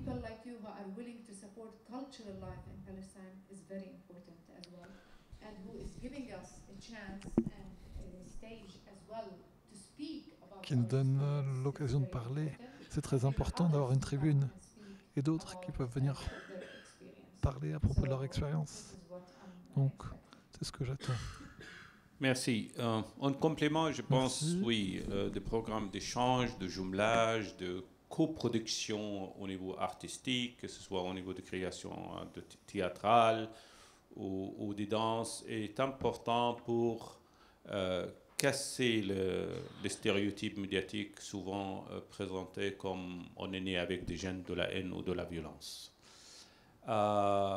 Pour nous aussi, quand on tourne avec nos spectacles, c'est un moyen pour donner à nos jeunes, à nos enfants, la possibilité de voir une vie normale dans des pays libres et indépendants.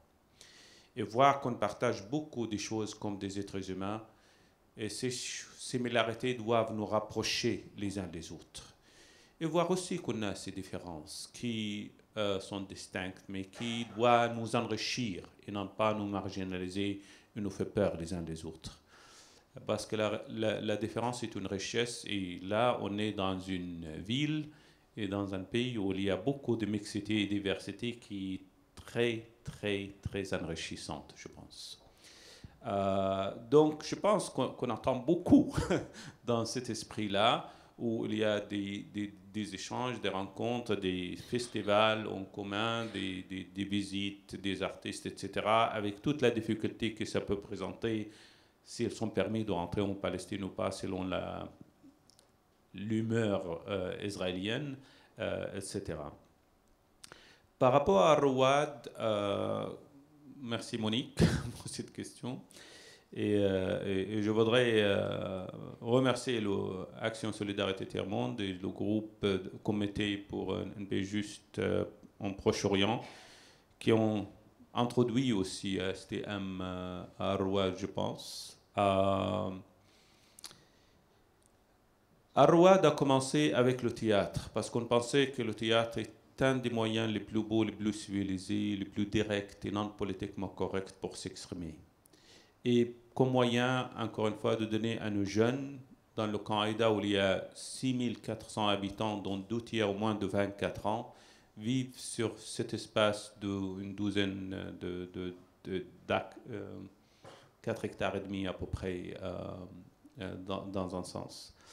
Mais pas tout le monde veut faire le théâtre. Quand il y avait les incursions et puis le deuxième intifada qui a commencé dans l'an 2000, le centre se transformait en une clinique d'urgence parce que jusqu'à aujourd'hui, il n'y a pas de clinique dans le camp, un centre médiatique, une école pour le soutien scolaire, un programme de soutien scolaire qui continue jusqu'à aujourd'hui puisque les incursions continuent jusqu'à aujourd'hui. Récemment, dans une étude de l'université Berkeley, le camp Haïda a été déclaré comme la zone la plus exposée au gaz lacrymogène dans le monde. L'intensité de gaz lacrymogène tiré par l'occupation israélienne sur le camp, touchant plus de 80% des gens, même dans leur propre maison, ou dans les écoles, ou dans la rue, ou dans leur vie quotidienne. Le nombre de canistères qu'on trouve dans la rue la plupart du temps, le nombre de cas d'asphyxie, allergie, on développe pas mal des éruptions sur la peau qui est caractérisée par le stress et par cette exposition, etc. Et donc, tout le travail qu'on m'a donné de possibilités de travailler avec les jardins d'enfants, avec les écoles, avec les parents, spécialement avec les mamans et les femmes, parce qu'avec tout respect pour les hommes, je pense que c'est les femmes qui changent le monde. Donc, il était important de pouvoir aussi donner des possibilités pour des ateliers de travail, des formations, de empowerment pour les femmes, à être indépendants aussi économiquement avec la création des emplois, danse, musique, photo, vidéo, Images for Life, qui est une image pour la vie, un programme de formation photo-vidéo pour être derrière la caméra, pas toujours devant, pour qu'on puisse montrer la Palestine comme on la voit, comme on l'espère, et non pas seulement être montré par les autres et qu'on soit seulement devant les caméras et c'est les autres qui racontent notre histoire. C'est un programme qui est développé avec un diplôme de journalisme en fait, et il y a des journalistes qui finissent leurs études à Rouad et qui travaillent dans d'autres endroits. Et c'est un diplôme reconnu par le ministère des Médias et par l'Union des journalistes palestiniens. L'unité des femmes travaille beaucoup avec les femmes, que ce soit au niveau de formation, bien sûr la couture, la broderie pour garder cet héritage culturel, mais aussi l'assistance au niveau psychosocial, au niveau du travail avec l'éducation, comment travailler avec les enfants, comment travailler avec les cas de violence qui forcés quand on rencontre les occupations, que les enfants parfois sont violents entre eux, ou essayent de fuir l'école, etc. Il y a un programme de drogue qui commence à développer il y a quelques années, et les Israéliens ont joué un grand rôle, comme d'ailleurs dans la vieille ville de Jérusalem, etc. Cibler les jeunes pour les transformer en drug addicts, drogués, ou les casser moralement, psychologiquement, ou qu'ils deviennent des collaborateurs, etc. Donc il y a beaucoup de travail aussi avec les parents. L'unité artistique, bien sûr, comme j'ai dit, avec le théâtre, l'art, la musique, la photo, vidéo, etc. Et le soutien scolaire, qui est un programme qu'on a commencé dans l'an 2000 avec le fermeture des écoles et les couvre-feux et les interruptions de programmation, mais aussi avec le trauma, avec ces incursions, ces confrontations avec l'armée d'occupation israélienne. Et on a commencé dans l'an 2006 un programme qu'on appelle Belle Résistance Mobile. Donc avec une camionnette, on va partout en Cisjordanie avec des entraîneurs de théâtre, danse, musique, photo, vidéo, ludothèque mobile où on commence à créer nos jeux. Et c'est là aussi, grâce à ce partenariat avec l'Action Solidarité Tiers-Monde et le merveilleux travail de Julie Smith qu'on trouve là-bas au début, et toute l'équipe, on a commencé à créer des jeux pour l'éducation et pour que l'éducation soit amusante, non pas juste dictat et mémorisation, etc. Et c'est un programme qui rencontre beaucoup de succès dans les écoles et même un partenariat avec le ministère de l'Éducation qui fait que même le ministère de l'Éducation nous organise un travail avec une trentaine de quarantaine d'écoles par semestre pour introduire le jeu. Et là, on est en train de développer une menuiserie qui va travailler aussi pour amener des profs, des enfants, pour aider à concevoir des jeux qui les aident dans leur programme d'éducation plus spécifique. Et on espère, avec le développement qu'on a dans le nouveau centre, d'avoir un espace où il y aura de robothèque, il y aura des imprimantes 3D, des ordinateurs qui vont essayer aussi de compléter avec le jeu en bois, avec cet artefact qu'on peut compléter avec le jeu et avec des choses qui peuvent être utiles, même à matérialiser les choses théoriques qu'ils apprennent à l'école, pour que l'éducation soit amusante et les enfants s'amusent en apprenant et non pas juste des robots qui savent toutes les réponses mais ne savent pas poser des questions. Le travail avec les tournées au niveau international comme un moyen de créer des secondes d'échange et des rencontres, mais aussi de montrer une vie comme il faudrait qu'elle l'ait et non pas dire qu'on s'habitue à l'occupation. Personne ne peut s'habituer à l'occupation. Donc les démarches avec aussi introduire le drama dans les écoles, travailler avec les profs, comment utiliser les histoires, storytelling des contes, etc., pour, encore une fois, changer l'orientation des profs à utiliser le curriculum et faire la compétition pour finir à temps, au lieu de passer les informations et apprendre aux enfants comment réfléchir, comment utiliser ce qu'elle apprend dans des manières cohérentes dans la vie quotidienne et non pas juste de mémoire pour mémoriser les choses pour l'examen et après l'examen, bon, tout est parti. Le travail avec les femmes, à créer des emplois, à aider les gens à garder leur dignité, créer ces partenariats entre les gens pour que les partenaires soient fiers de ce qu'on fait ensemble et non pas transformer la cause palestinienne en une cause humanitaire et jeter quelques miettes sur la table et dire on a aidé ce pauvre misérable donc tout va bien. Rien ne va avec l'humiliation de l'occupation ou transformer la cause politique en cause humanitaire dans un sens. Et c'est pour ça, dans tout ce travail qu'on essaye de faire, on essaye d'être sincère avec ce qu'on fait, clair, et on voit où on va.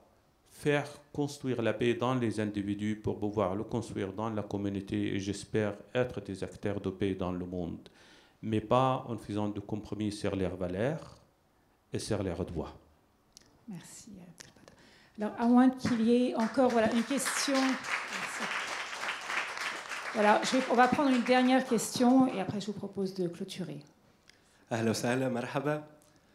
Je voulais vous dire que j'étais vraiment d'accord et très très admiratif de tout ce que vous faites et aussi surtout pour le jeu. Je trouve que c'est très important le jeu parce que il y a des études qui montrent que dans la guerre, il y a des besoins humains et ces besoins humains ou les valeurs aussi comme je sais pas le courage ou comme le sacrifice, tout ça, c'est des notions qu'on arrive à trouver dans le jeu. Donc bon, mais maybe I should talk in English. I have maybe 3 questions. Is it okay if I ask 3 questions, but really briefly? Yeah, if the questions are short and the answers have to be short too. Okay, first question is, are there some other forms of artistic resistance? I mean, more alternative like electronic music or satirical newspapers or maybe graffiti, like artwork? And what do you think of this kind of alternative artistic resistance? Second question is it easy for you to get access to some funds? There are funds which support this kind of projects, the projects you are leading, and I think that it's, I'm only wondering if it's easy for you to get access to these funds, and is it easy for you to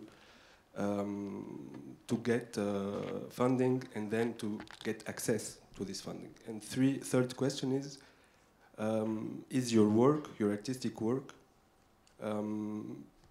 well accepted by the society? Like you don't have problem with the society by doing your job. شكرا.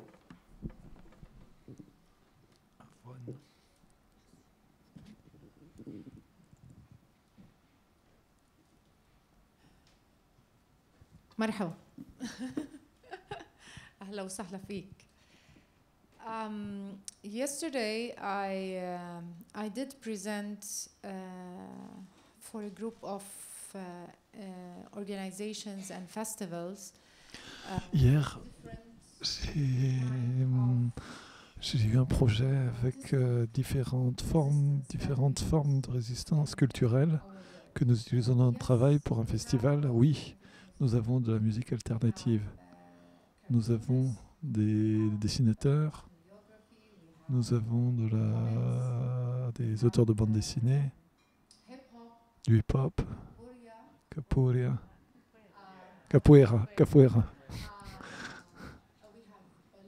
Nous avons du ballet. Nous avons différentes formes d'expression artistique. Nous avons des comédiens, des arts visuels, des narrations. Si vous êtes intéressés, je pense qu'ils ont mis la présentation sur le site du comité du CPJPO.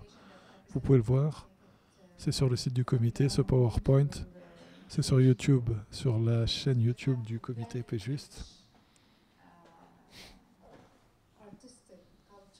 Nous avons une scène artistique, culturelle très riche en Palestine. Par rapport à l'argent, non, ce n'est pas facile. Selon notre expérience en art, oui, nous sommes familiers avec de nombreuses propositions d'où l'argent vient, qui finance, quel pays se concentre sur telle chose, etc. Quelles sont les priorités? Ça, c'est le problème. Donc, où est-ce qu'on doit financer en Palestine? Pour les donateurs, en Palestine, il y a des priorités. Soit vous soutenez l'eau, qui est très importante, la question de l'eau, ou de la santé, ou de l'éducation, ou soutenir les humains pour des choses, des droits de l'homme. Ce n'est pas toujours la culture qui est une priorité. Ce n'est pas le temps de faire la culture. C'est difficile parfois de convaincre à quel point la culture est importante.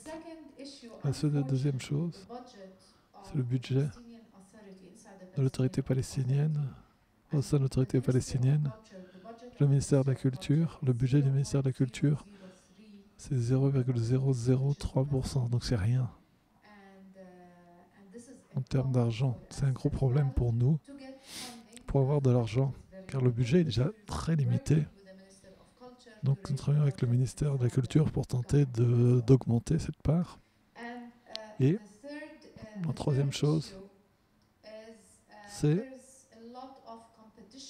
il y a beaucoup de compétition pour avoir cet argent, justement.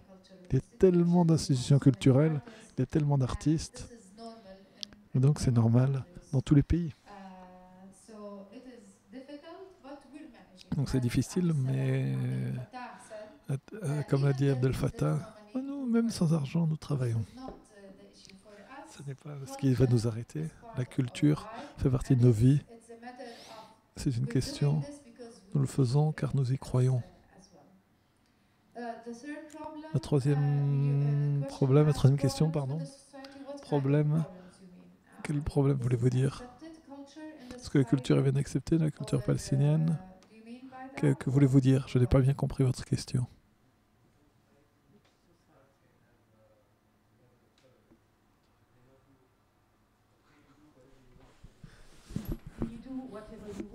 Est-ce que vous pouvez faire ce que vous voulez? Voilà. Est-ce que vous avez des limites culturelles? Ça, c'était la question. Donc, je vais vous dire, notre société apprécie ce que les organisations culturelles font. Et dans ma présentation, j'ai dit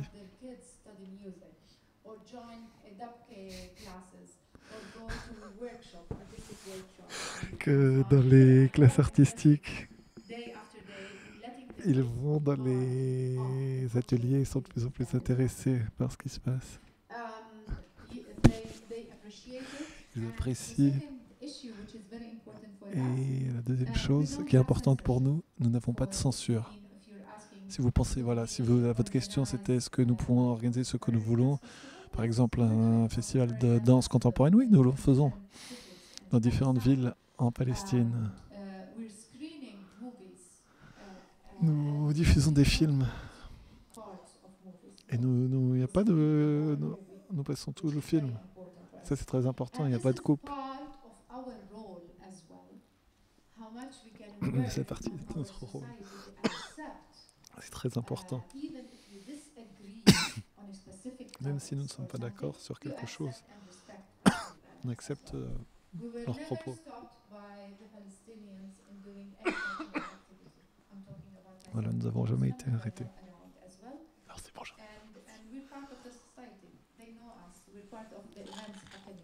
Et nous faisons partie de la société. Donc non, nous n'avons pas de problème. Well, I might disagree a little bit with Rania. But you can disagree in French. Je peux. Well, it's thinking, listening to, so it's a follow-up. C'est un suivi. Non, je pense que on a quand même beaucoup de liberté en Palestine que beaucoup de pays n'ont pas au niveau du monde arabe.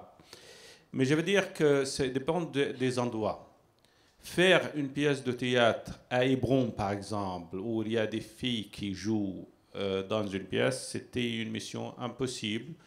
Récemment, ça a commencé à être accepté, mais quand même dans des limites de choses. Dans le camp Haïda, c'est quand même aussi une société qui est assez conservateur. On n'a pas eu beaucoup de problèmes vu qu'on est deux camps. Je suis né dans le camp, on est connu. Mais ça n'empêche pas que certains cousins ou oncles disent pourquoi Rania envoie ses filles danser avec des garçons, etc. Mais combien de parents vont dire Rania, enlève tes enfants, ou si Rania va enlever ses enfants et les empêcher d'aller faire de danse parce que les voisins ou les cousins disent il ne faut pas.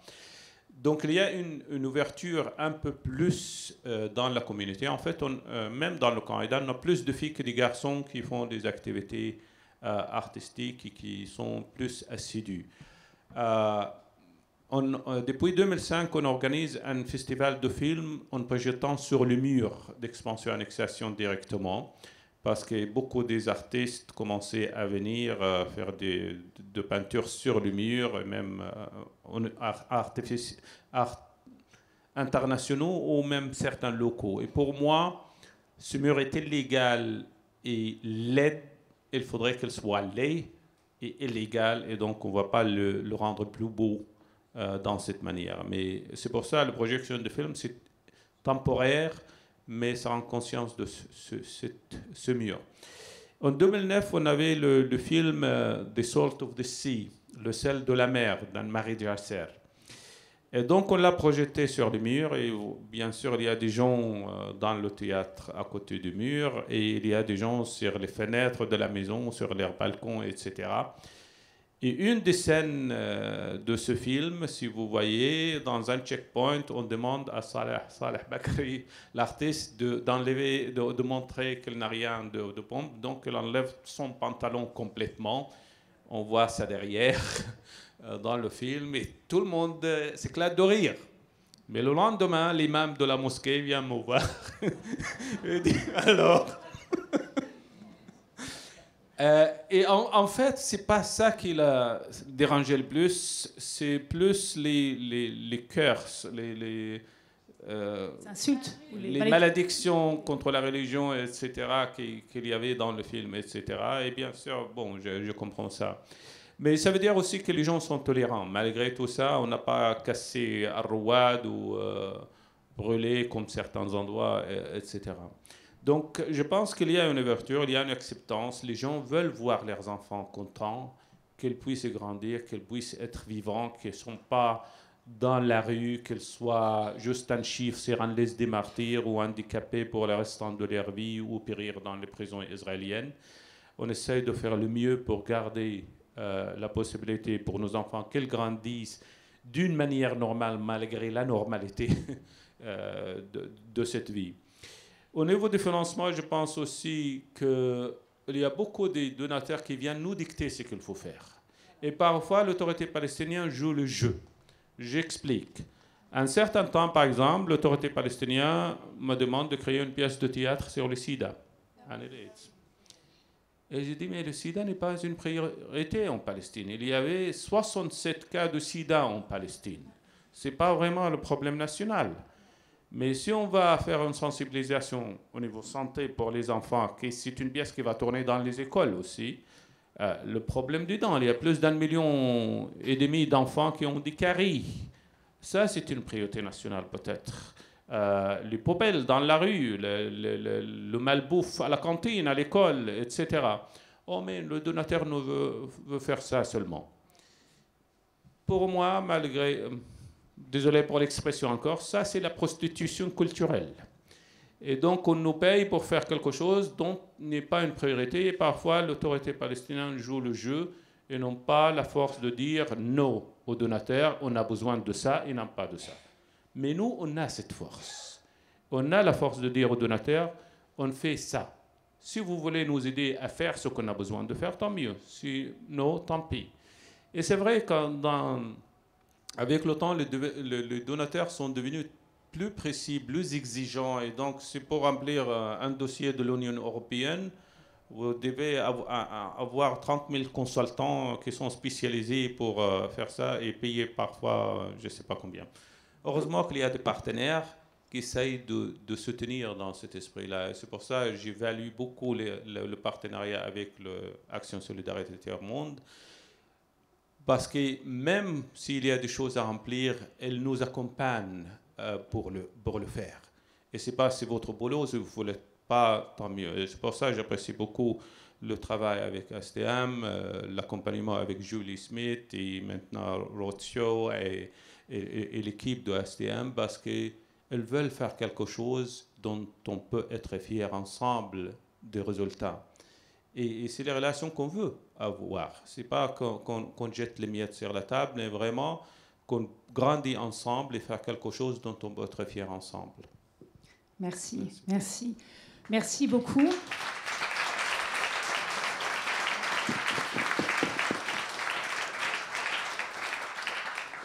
Merci Abdel Fattah, merci Rania, merci à vous de votre présence et de vos questions. Rapidement, juste une information, Amnesty International Luxembourg, mais bon, pas uniquement, mène une campagne pour les défenseurs des droits de l'homme, et notamment pour 2 Palestiniens, Farid et Issa. Vous verrez une petite affiche au-dessus de notre stand, et vous pouvez vous rendre sur le site donc, de Amnesty International Luxembourg pour signer la pétition, car les activistes des droits de l'homme subissent souvent 2 types de répression, celle bien sûr de l'occupant israélien, mais aussi souvent celle de l'autorité palestinienne qui collabore.